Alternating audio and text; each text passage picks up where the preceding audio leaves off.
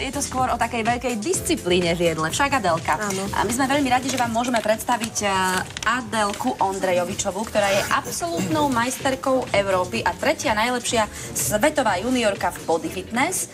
A Adelka, ahoj, krásne dobré ráno. Dobrý deň. A dodatočná gratulácia. Ďakujem. Tým titulom. A takisto predstavujeme a vítame u nás tvojho trénera Pavla Jarabeka. Ďakujem veľmi pekne. Dobré ránko. Dobré ráno.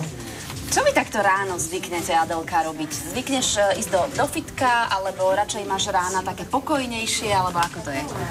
Keď mám dietu, tak ráno vstanem a hneď musím ísť do posilovne na bicykel.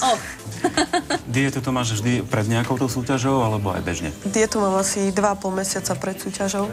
2,5 mesiaca. A čo to znamená tá dieta? Čo jedávaš? Tak jedávam veľa zeleniny, hlavne veľa mäsa a trochu ríže alebo zemiakov. Trošku ríže alebo zemiakov, asi žiaden tuk, alebo málo tuku? Žiaden tuk. Žiaden tuk, lepšie povedané. A soľ?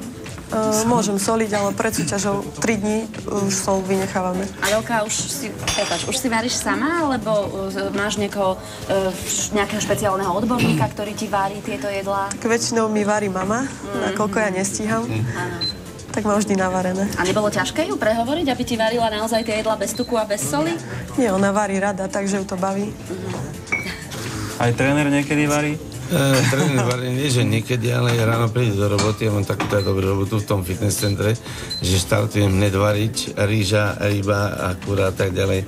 Takže varím si väčšinou stále sám. Vy by ste sa zhodli s tou japonskou kuchyňou? No je to možné, pokiaľ majú tie sushi a ryby a tak ďalej. Je to vysoko bielkovinová strava, ľahko straviteľná a veľa bielkovín má, čo je zdôrazňuje tej svalovú motu, je to nárad na svalovú motu. Takže... Adelka, ty študuješ zdravotníctvo, alebo presne teda čo? Študujem na Trenčianskej univerzite, odbor fyzioterapia. Fyzioterapia. To s tým vlastne dosť súvisí zase, nie? Ty si budeš vedieť aj sama pomôcť, keď sa ti niečo tak, keď bude treba nejaký natiahnutý sval, alebo čo zase dať dokopy, nie? Dúfajme, že áno. A už sa ti to niekedy stalo? Už si mala nejaké zranenie ľahšie, alebo možno aj ťažšie? No zatiaľ sa mi to stalo asi pred 10 rokmi, som mala natiahnutý sval. Ale to som robila ešte iný šport. Čo si robila? Iný šport ešte. Iný šport? Aký to bol šport? Atletika. Atletiku. A na čo si sa tak špecializovala v tej atletike? Krátke behy a beh cez prekážky. A to ťa nebavilo, že si od toho odišla? Už ma to nebavilo. Keď mám pravdu povedať, tak už mi to nešlo moc. Teraz si v dobrej forme? Tak dúfajme. No ja sa to pýtam len preto, lebo my potom po 8. aj chceme vidieť tvoje pekné telo, takže či to teraz je to...